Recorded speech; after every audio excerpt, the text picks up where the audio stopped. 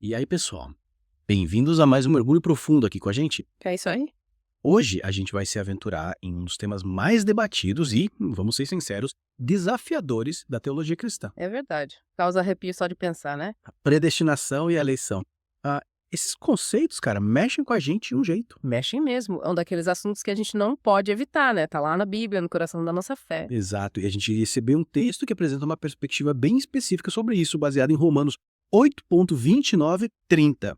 Vamos mergulhar de cabeça nesse texto para tentar entender tudo direitinho. Bora lá. Beleza. O texto já começa com um papo reto sobre Romanos 8.29 e 30, falando sobre Deus conhecer, predestinar, chamar, justificar e glorificar. Uau! Quanta coisa em apenas 2 versículos. O que te chama a atenção logo de cara? Olha, o que me deixa intrigado de primeira é essa sequência de verbos, sabe? Deus conhece de antemão, depois predestina para sermos conformes à imagem de Cristo, chama justifica e finalmente glorifica. Interessante. Parece um plano com etapas bem definidas, um caminho traçado desde o início. Essa ideia de sermos conformes à imagem de seu filho é poderosa, né? Me coloca em lugar de espera ansiosa pelo resultado final. Com certeza. Yeah. O texto deixa claro que o propósito de Deus é que sejamos semelhantes a Jesus. É uma transformação radical que É. impacta cada área da nossa vida. É como se a gente estivesse sendo moldado para refletir a imagem do próprio Cristo. Que legal.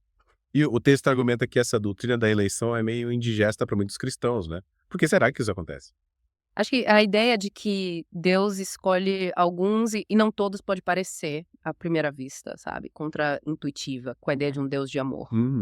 Mas o texto argumenta que a justiça de Deus opera em uma dimensão diferente da nossa. Ele, o soberano e seus critérios, bom, eles transcendem a nossa compreensão limitada. Sim. Sim. Entendi. Aí o texto cita João 6:44, que diz: ninguém pode vir a mim se o Pai que me enviou não o trouxer. Como você interpreta isso? Bom, esse versículo reforça a ideia de que a salvação é a iniciativa de Deus e não uma conquista humana, sabe? Não é por mérito ou escolha própria que chegamos a Cristo, mas porque Deus nos atrai.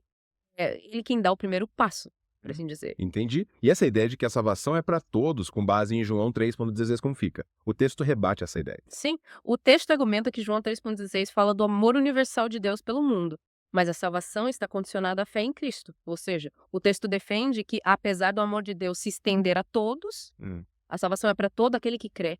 E a fé, segundo o texto, é um dom de Deus. Interessante. O texto também menciona Tito 2:11, que fala da graça de Deus sendo manifestada a todos os homens. Como encaixar isso no quebra-cabeça? Boa pergunta. O texto explica que a graça de Deus foi oferecida a todos, mas nem todos a aceitam. A eleição para o autor acontece pela graça, o que significa que nem todos são eleitos. A graça, ela não parte da iniciativa humana, mas sim da ação divina. E chegamos ao ponto central, a predestinação. O texto define como destinação antecipada à salvação, né? Exatamente. O texto defende a ideia de que Deus, em sua soberania, já tinha um plano traçado antes mesmo da fundação do mundo. Mas como conciliar a predestinação com a justiça de Deus? Se ele já escolheu, né? Onde fica a liberdade humana. O texto argumenta que a justiça de Deus foi satisfeita em Cristo. Os eleitos, incluídos em sua morte e ressurreição, têm seus pecados perdoados. Mas é importante lembrar que, mesmo sendo eleitos, isso não significa que se tornam perfeitos aqui na Terra. A obra de santificação continua. Verdade. E o texto questiona a ideia de que Deus escolheu aqueles. Esse ele previu que o escolheriam. Sim, o texto considera isso uma contradição. Se Deus já sabia quem o escolheria, por que enviar a Cristo para morrer? Verdade. O sacrifício de Cristo se torna desnecessário nesse cenário, né? Faz todo sentido. Aí o sacrifício de Jesus perderia o sentido, né? Exatamente. O texto argumenta que a morte de Cristo foi para a salvação dos eleitos e que essa escolha foi feita por Deus antes da fundação do mundo, independentemente de qualquer ação humana. Ou seja, a salvação não depende da nossa capacidade de escolher Deus, mas da decisão prévia dele de nos salvar. Então, se a gente for levar o texto ao pé da letra, a salvação é uma obra exclusiva de Deus, da escolha até a glorificação final, sem espaço para mérito humano. É isso que o texto defende. Ele rejeita completamente a ideia de que a salvação depende de qualquer mérito humano, de qualquer escolha que a gente faça. A salvação, do começo ao fim, é obra de Deus. E essa visão, como já falamos antes, se distancia daquela que prega o livre-arbítrio como fator determinante na salvação. Com certeza. O texto que a gente está analisando é bem categórico ao afirmar que a vontade humana, por si só, não é capaz de alcançar a salvação. Somente a graça de Deus pode nos transformar e nos conduzir a ele. Uau! Quanta coisa para a gente refletir, né? É um tema complexo que nos leva a questionar nossas crenças e entender melhor a soberania de Deus. E olha que ainda tem mais. Fica ligado na segunda parte do nosso mergulho, onde vamos nos aprofundar ainda mais nessa discussão sobre Romanos 8.29-30. E vamos desvendar ainda mais os mistérios da predestinação e da eleição. Fique ligado. E aí, pessoal, prontos para continuar nosso mergulho? A gente está explorando Romanos 8.29-30 e a ideia da predestinação. Isso aí. A gente viu que o texto defende a ideia de que Deus escolhe quem será salvo antes mesmo da fundação do mundo. E essa escolha, segundo o texto, não se baseia em nada que a pessoa faça. Exatamente. É Deus que decide, ponto final. Mesmo. E essa ideia, como já falamos, costuma gerar bastante debate, né? Afinal, como entender um Deus que escolhe alguns e deixa outros de fora? Mas, como a gente se propôs, vamos nos ater ao que o texto diz, sem tentar impor nenhuma interpretação pessoal ou doutrina específica. Concordo. A gente precisa ter cuidado para não distorcer as escrituras.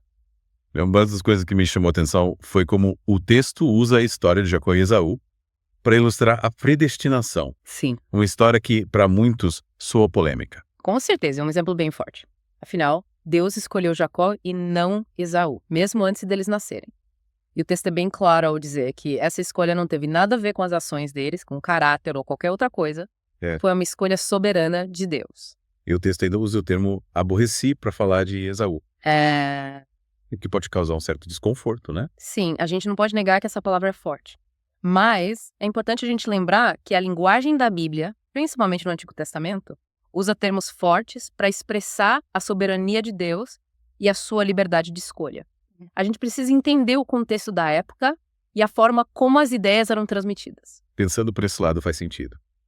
Mas me diz uma coisa.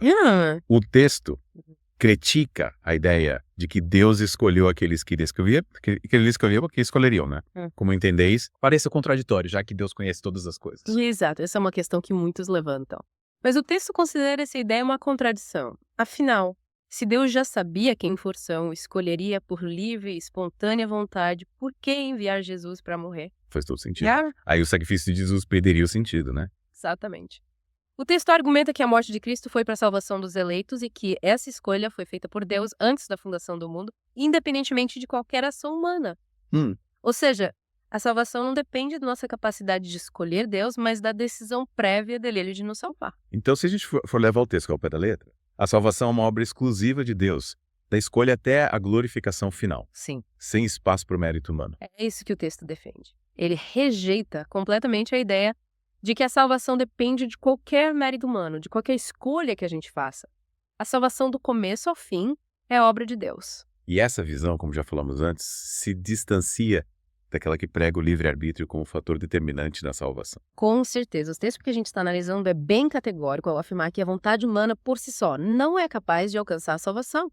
Somente a graça de Deus pode nos transformar e nos conduzir a Ele. Uau, quanta coisa para a gente refletir, né? É um tema complexo que nos leva a questionar nossas crenças e a entender melhor a soberania de Deus. E olha que ainda tem mais. Fica ligado na última parte do nosso mergulho, onde a gente vai amarrar todas essas ideias e te deixar com algumas perguntas para pensar. Até já. E aí, pessoal? Chegamos à parte final do nosso mergulho profundo em Romanos 8.29-30.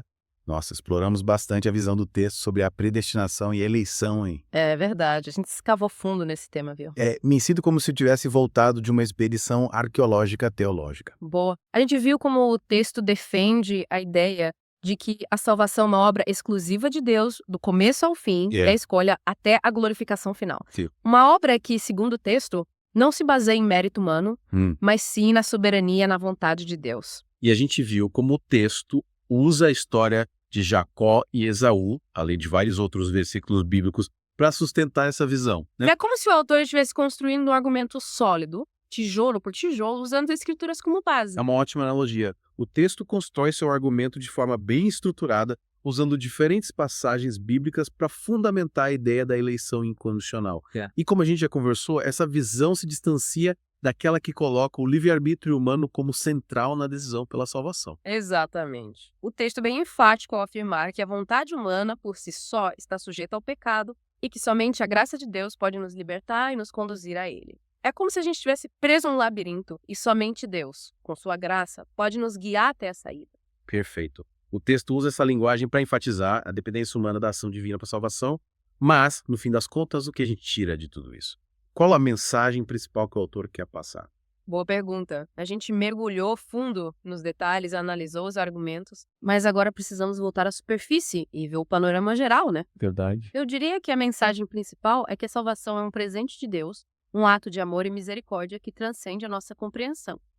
Diante disso, a postura mais adequada é a de humildade e gratidão, reconhecendo a grandeza e a soberania de Deus. É uma mensagem que nos coloca no nosso devido lugar, né? Diante da imensidão de Deus e da sua graça. A gente se vê como um vaso de barro nas mãos do oleiro. Exatamente. O texto nos convida a reconhecer que a salvação não é algo que a gente conquista por mérito próprio, mas sim um dom que recebemos pela graça. Uma graça que, como vimos, se manifesta a todos, mas só é recebida por aqueles que Deus escolheu. E essa escolha, como vimos ao longo do nosso mergulho, é um mistério que a mente humana não consegue desvendar completamente. É como tentar compreender a vastidão do universo a partir de um grão de areia. Perfeito. O texto nos confronta com a nossa finitude diante da infinitude de Deus. No fim das contas, talvez nem precisemos compreender totalmente os mistérios da predestinação. O importante é a gente se apegar à promessa de Deus e confiar na sua vontade, descansando em sua soberania e amor. Concordo plenamente. É ter fé na sua graça e no seu amor que nos conduzem à salvação. É como se a gente entregasse o mapa nas mãos de Deus e dissesse: guia-me, Senhor, confio em Ti. E essa é a mensagem que a gente queria te deixar nesse mergulho profundo em Romanos 8.29 e 30. Um tema complexo, com diferentes interpretações, mas que nos leva a refletir sobre a grandeza de Deus, a nossa dependência da sua graça e o mistério da sua soberania. É isso aí. Esperamos que você tenha aproveitado esse mergulho profundo com a gente. Continue buscando conhecimento, aprofundando sua fé e se maravilhando com as riquezas da palavra de Deus. E até a próxima. Que a graça e a paz de Deus estejam com você.